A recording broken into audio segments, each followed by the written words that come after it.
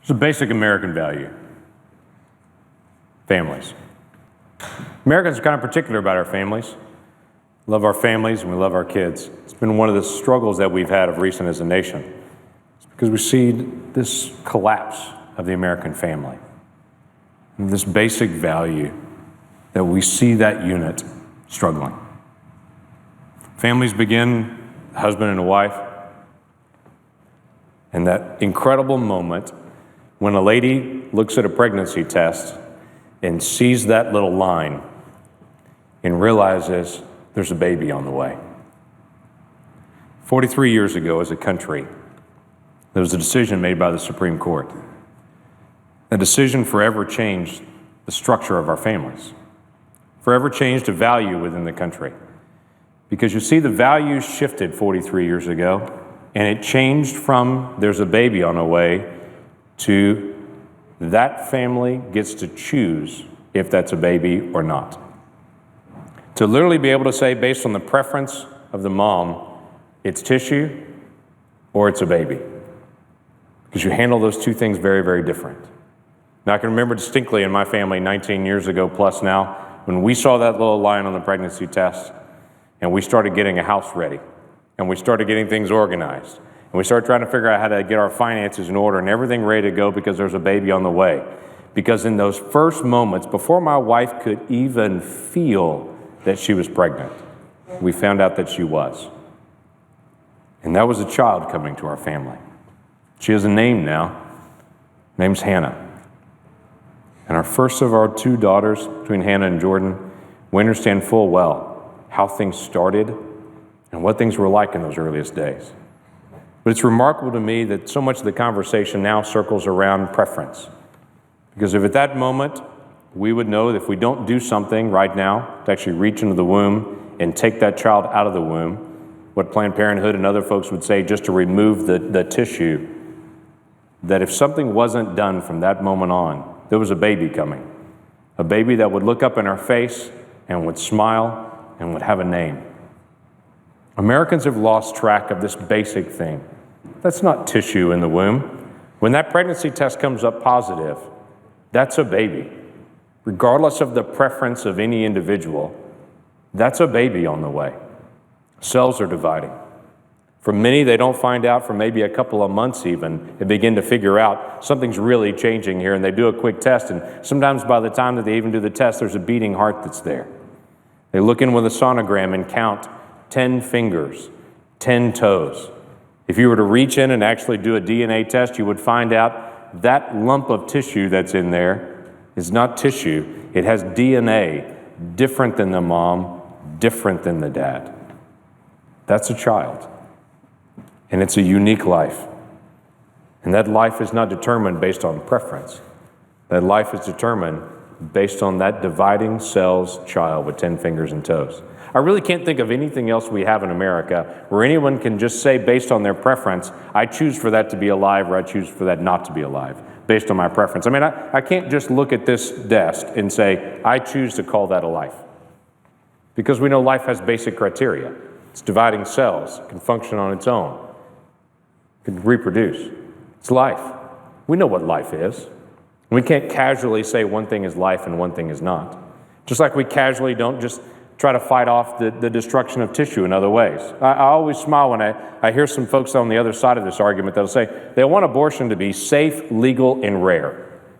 I hear it all the time, safe, legal, and rare. And I always ask the question when someone says it to me, why rare? I understand safe and legal. Why would you care if it's rare? If it's just tissue, why does it matter if you remove it? No one has a big national movement to fight off individuals from taking off warts off their hands. Because everyone knows if you have a wart on your hand, it's just tissue. And no one cares if you take that off. And they understand that really is your body. It's a wart on your hand and it doesn't look good, so take it off. Everyone's fine with that. But for some reason, there's a push to say safe, legal, and rare when it comes to abortion. Because I believe inherently, even the individuals that say safe, legal, and rare, they understand it's not just tissue. Or you wouldn't say it'd have to be rare. You understand it's an incredibly painful, difficult decision that a mom is making. Because she knows in her gut, that's not tissue. That's a child. A child that would one day have a name and a smile. That's a child. In China, the government gets to decide whether it's just tissue or a child. Because the government will step in and say, if you have a second child, you can't have that. You have to destroy the second child. Now, in their benevolence, China has shifted to say you can have up to 2 children in certain areas and in certain regions, but if you have a third one, you have to destroy that child. But in America, for whatever reason, we have individuals with the freedom to be able to say, I prefer for this not to be a child. And suddenly, somehow, our culture says, okay, you can pick. The Supreme Court in 1973 looked at this issue, and they argued a lot about viability, or what they call quickening. This conversation about viability really circled around, could states actually make laws protecting the lives of children once they reach viability? Now, in 1973, viability was very different than what it is today. There are many children that are born, if you'll go to NICU units, that neonatal intensive care unit, that you'll go and you'll find a very large area in most hospitals. You ought to go by and visit and walk into an NICU area, because you'll find many rooms and many beds there where decades ago that wasn't true, because children at 22 weeks and 24 weeks didn't survive before, and now a higher and higher percentage are. You see, there are children that are in Oklahoma City right now in NICU that weigh just a tiny bit more than 2 iPhones. That's their weight when they're born. Just a tiny bit more than 2 iPhones in weight. And yet they're growing up to be healthy, productive kids. They're children. We're getting better at NICU as well, learning how to be able to provide oxygen so their lungs develop. We're getting better at NICU as I visited some of the physicians at OU Children's Hospital over the Christmas break and visited with some of the physicians there in the NICU and say, what have we learned? What have we gained? Is this getting better? And they talked about how we feed different now than we used to feed decades ago. Because in NICU, we understand how they're developing and we receive food and we want their digestive system to develop. Things are very different now in science, and it's forcing the country to rethink an issue again. When is a child a child? And in our basic American values, should we stand up for them? I believe we should. And I'm amazed at the number of moms that if they will get a sonogram and see the picture of their child in their womb, they understand clearly that's not tissue. That's a face looking back at me. That's fingers and toes that I can count. There's a beating heart there. That's not random tissue.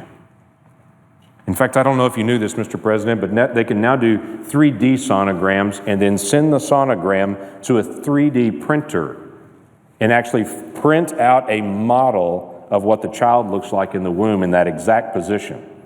Now, not only is that cool as a parent to be able to say, I could actually hold a model of what my child looks like right now at 20 weeks of development, 28 weeks of development, and to be able to see and look at their face.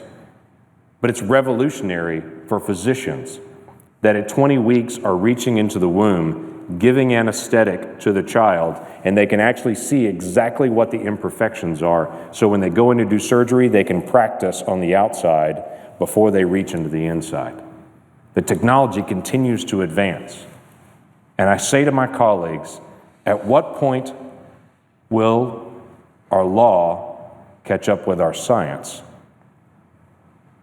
How long will we deny the clear science here? And understand that's a child. I think in the decades ahead, our nation will catch up to the science. And we'll look back on a season in our country when we ignored the obvious. When a pregnancy test says positive, that's not positive for tissue. It's positive for a baby.